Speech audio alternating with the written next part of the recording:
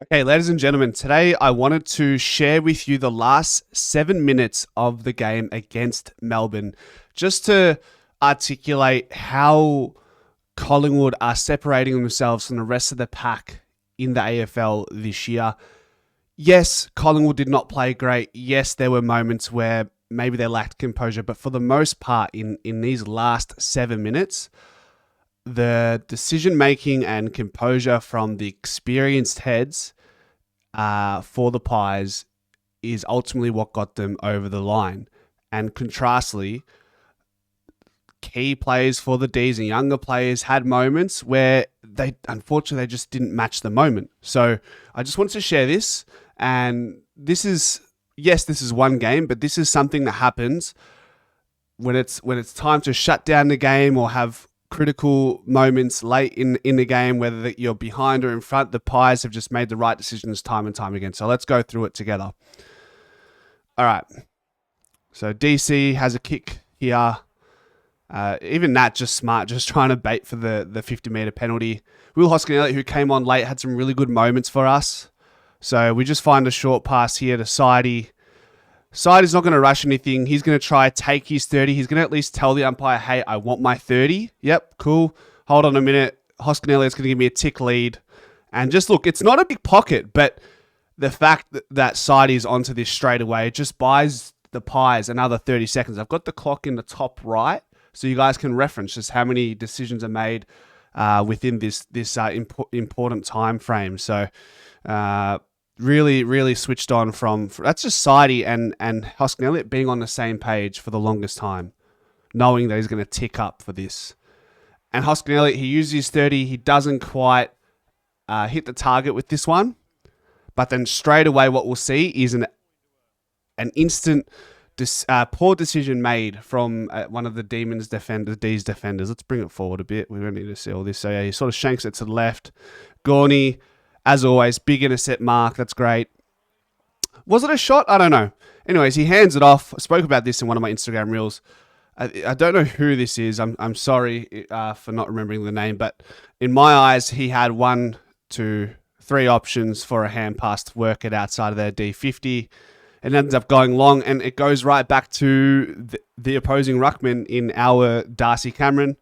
Once again, finds Josh Dacos, and I sort of fast-forwarded here, but Josh Dacos found who this is now. This is now Pendlebury, and guess who's coming short? Still side bottoms there, doesn't use that. Wouldn't have mind, just in retrospect. I actually would have loved this option, but the risk is the umpire going to pay 15 meters from here to here? So in the end, he goes to Dacos, and just another, call this soft. I don't know what you want to call it, but in my eyes, that's smart. Was Dacos getting there? I don't know, but he's felt the hands in the back. You got to go for it. So experienced play from Nick Dacos on an older player in Langdon. What do we see here? So this one here, you'll see Quaynor makes a mistake with the ground ball. Get wet conditions, I understand.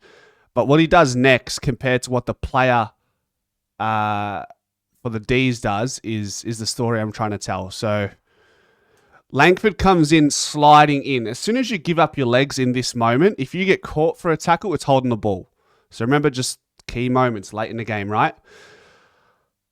What Quaynor does exceptionally well here is he doesn't panic and doesn't give away the high free kick. It's a really sound tackle after making a mistake. He didn't get flustered. He made a great decision. It was a great technical application of the tackle.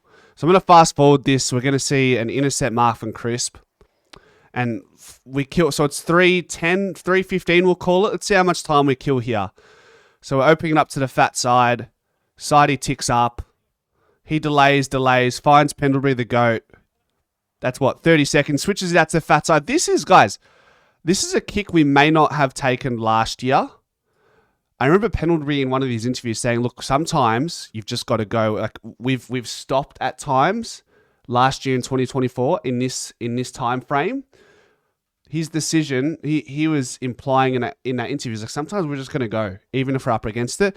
To me, this is symbolic of him just trying to go for it. And look, this is an assertive kick to go here, but also it's a great opportunity to kill more time.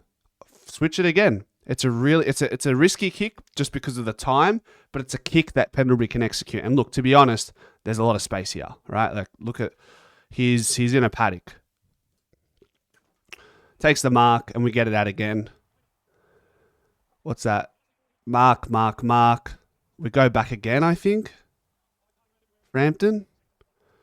That's a minute off the clock. We've killed so far.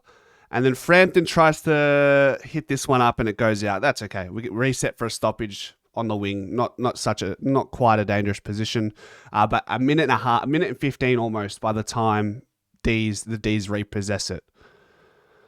What do we see here? I think Clary might get this at some point.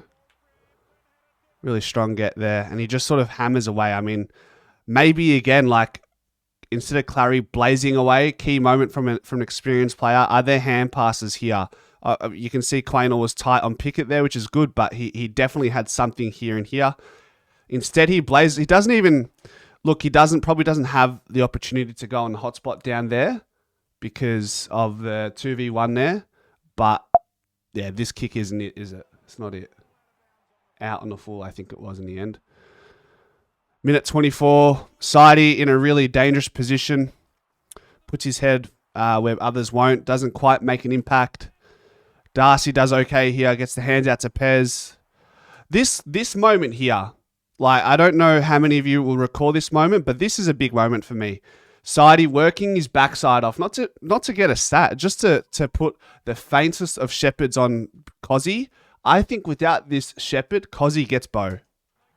Just checks his run and forces him to change his running lane ever so slightly. That kick works. Elliott doesn't panic. He doesn't feel like he's under duress and hits a target. A really good target in that. Pendles, use your 30 seconds. There's a minute to go. He's pointing goals. He's trying to get his time. What does he see here? Guess what? Sidey's down here again. And then from here, the brain fart from Max Gawn is what we're going to see. So Gawney does really well here. Intercept mark, reads it. I just want to look back at it now. Like, what does he really have? I mean, don't know what he's going for in the end. I think he's going for something crazy here. Look, it's just a brain fart, you know. Here's the thing, though, right? Like, your team makes back-to-back crucial mistakes. It sort of spreads like a disease. And I think that's what happened in that case. You know, Gawn was nervous, didn't want to make a mistake with that. His team were making critical errors for the last 7 minutes, and he felt the need to, you know, go for something extraordinary. It didn't work out. So I hope that brings some sort of eyes to what I was trying to paint there. But yeah, ultimately the point is the Pies have composure, experience in these clutch moments. Even when we made mistakes, we knew how to make amends. Whereas the team on the other side, Strong Demons side, just too many mistakes when it mattered most. And that's the difference between 4 points and zilch sometimes. Let me know what you guys think in the comment section. Go Pies.